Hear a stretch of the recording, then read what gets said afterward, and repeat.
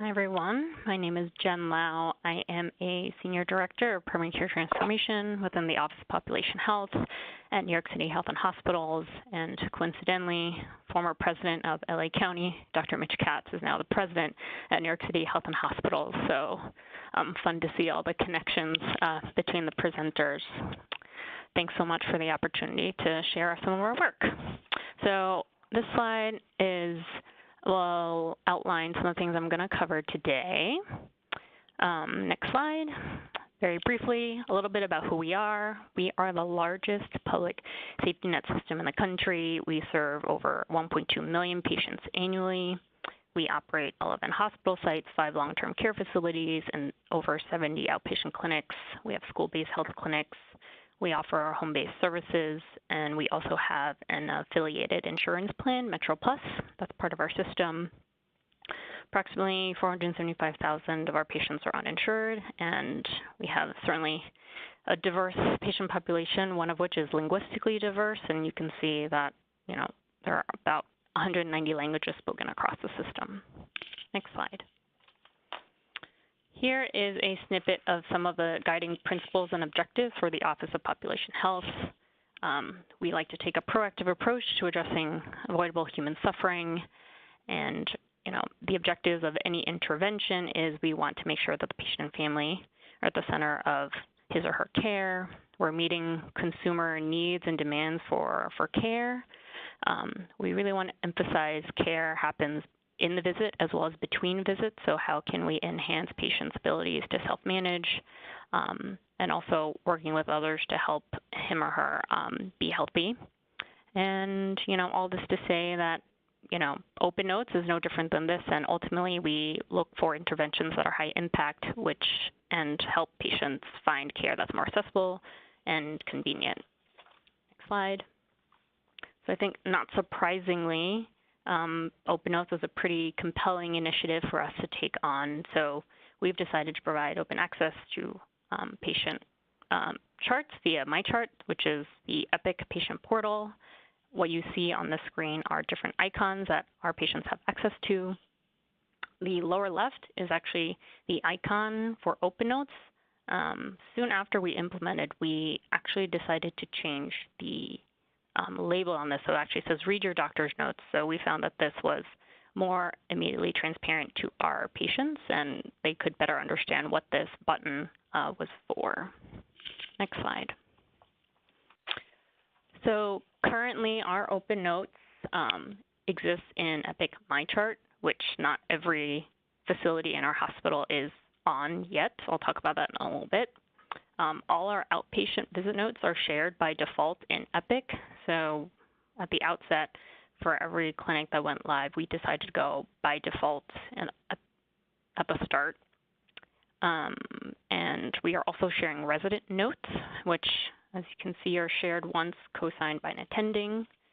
Currently, we do not yet share behavioral health notes for some of the similar reasons that you've heard our colleagues mention, but we want to revisit that discussion. For our pediatric patients, we are not sharing notes for those above the age of 10, and this is similar to LA County, not so much a OpenNotes reason, but a MyChart reason. We don't have a great way of segmenting access between patients and patient access from caregiver and parent access. So once we figure that out, we would like to actually share notes of our adolescent patients, but we haven't quite figured that part out yet.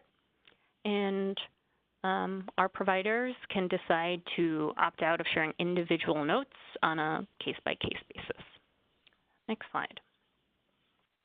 Here's a little bit more about our broader journey for OpenNotes. So before we started, we did some qualitative research to understand what our patients are experiencing through on-site observations and informal interviews. Thanks to a grant from New York State Health Foundation, they actually helped us kick off at the first 3 Epic sites, Queens, Elmhurst, and Coney Island hospitals.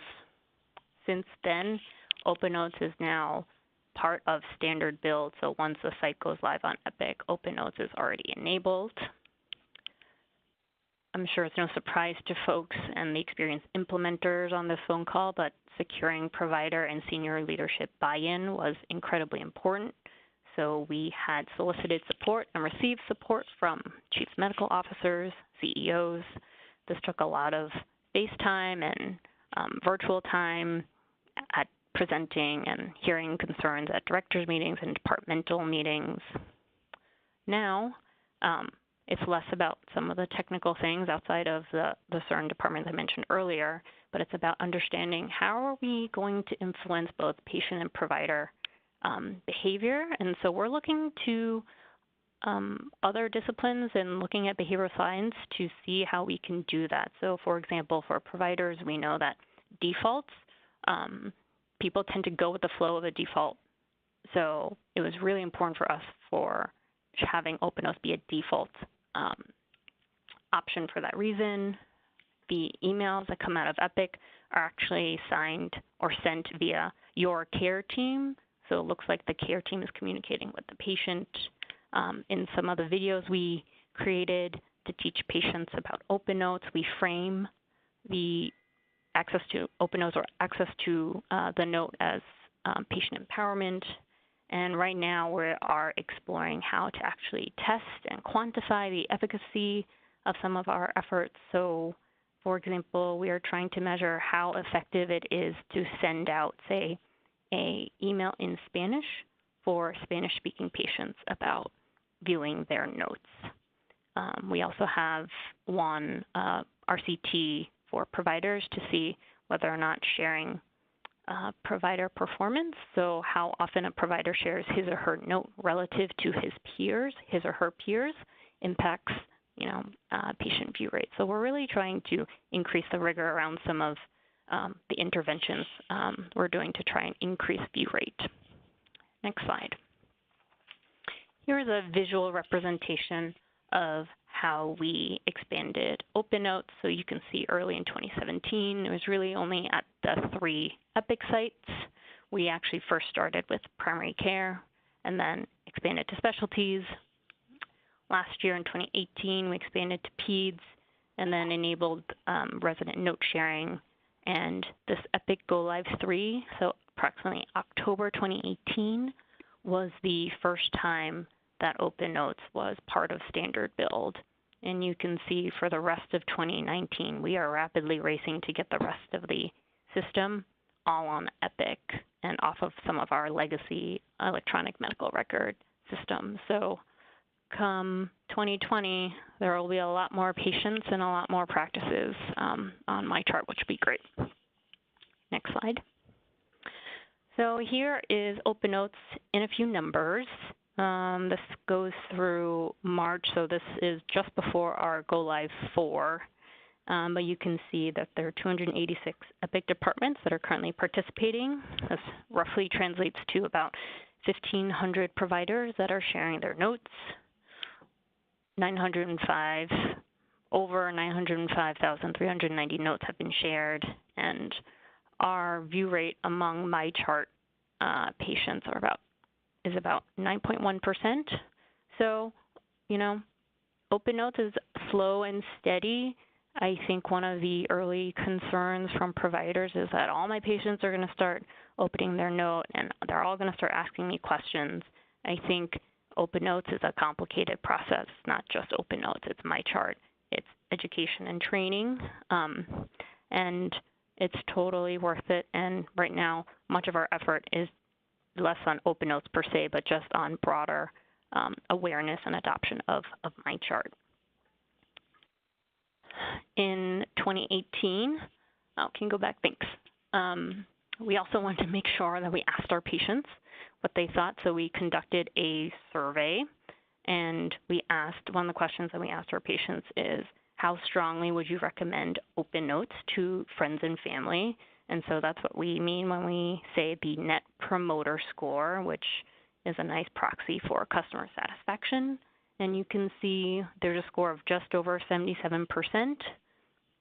For context, if you're thinking about companies that actually have relatively high customer satisfaction, Net Promoter Scores typically range in the 75 to 80%. So this is pretty high compared to that standard. So for patients and families who have access to OpenNotes, they would highly recommend it to someone else.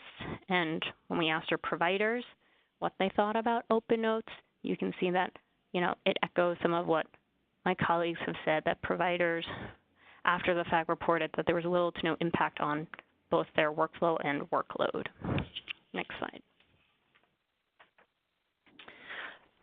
I'm not going to read all of these quotes to you, but here's a sampling of some of the comments that our patients shared in their survey.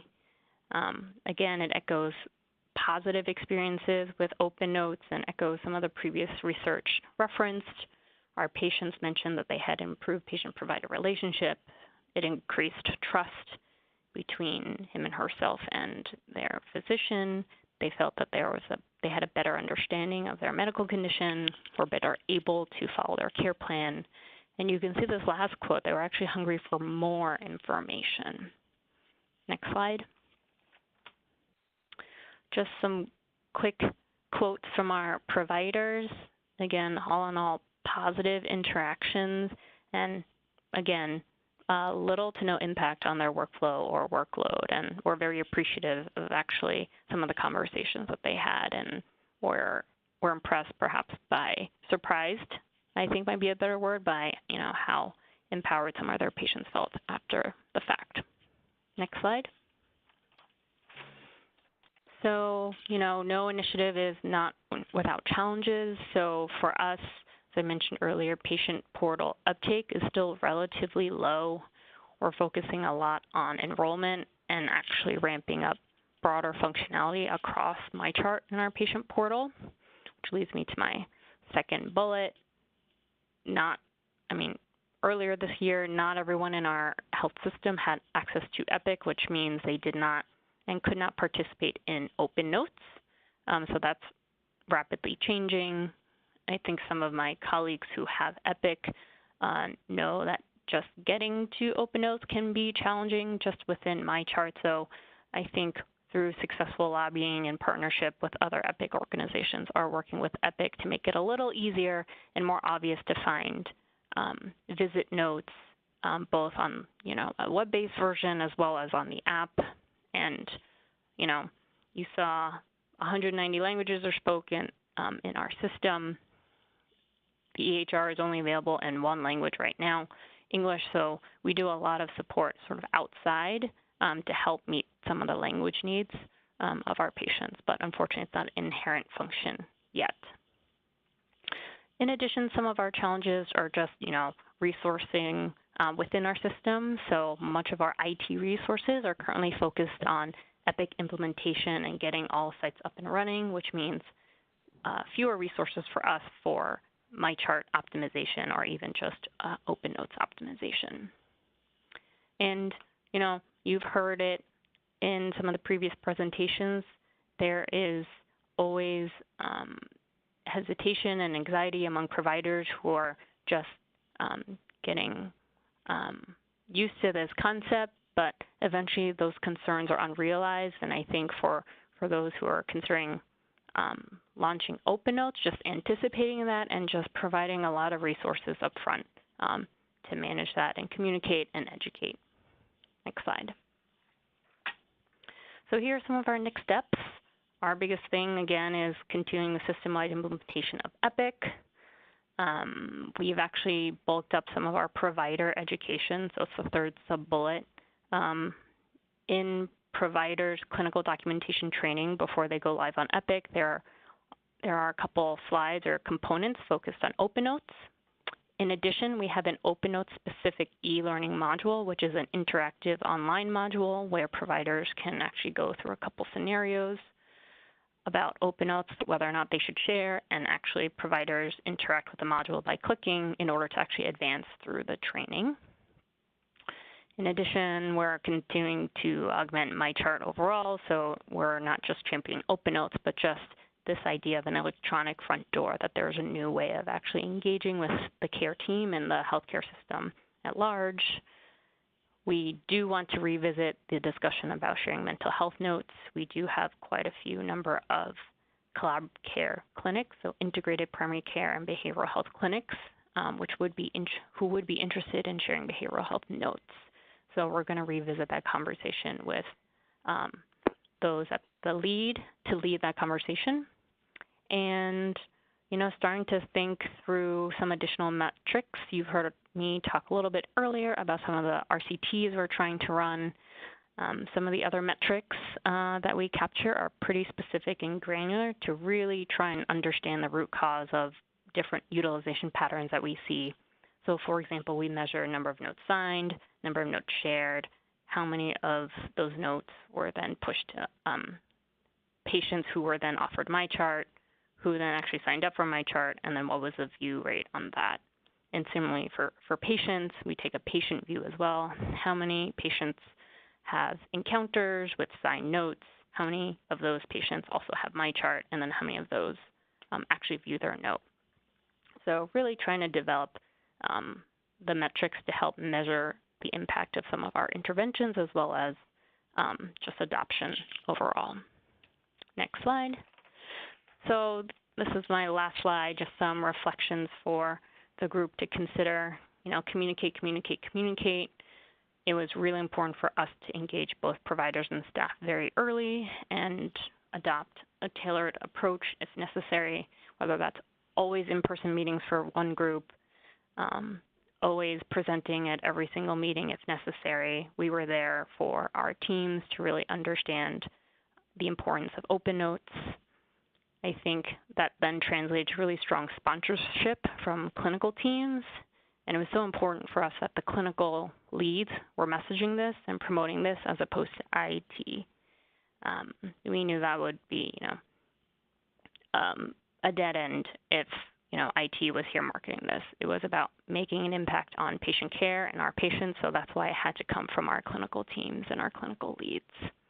And, those are the biggest champions. It's not from us in the presentations, but it's really about the messaging day-to-day not when the OpenNotes program team, but it's really the day-to-day conversations with clinicians in the clinic about how this could help them in their day-to-day. And coincidentally, we found that just the idea of mentioning that patients might read the note subtly changed how doctors sort of viewed their notes and even started documenting. So it was pretty remarkable to see just the idea of OpenNotes, even before we formally turned it on. Folks anecdotally said that it changed how they documented.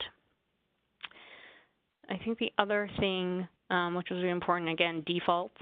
I don't think this could have happened if we didn't do OpenNotes by default. I know other organizations have considered sort of a slow approach and incorporating default note sharing later, but for us that was important, and I don't think it would have happened otherwise. The other thing that I think was really important for us is that OpenNotes is just one of so many ways to engage patients. And for us, it was about providing options to patients to engage with their care. And it's not about having patients engage and participate in every single option. It's just finding the option that works best for him or herself. So even if only 10% of our patients access their notes, that's 120,000 patients. That's great.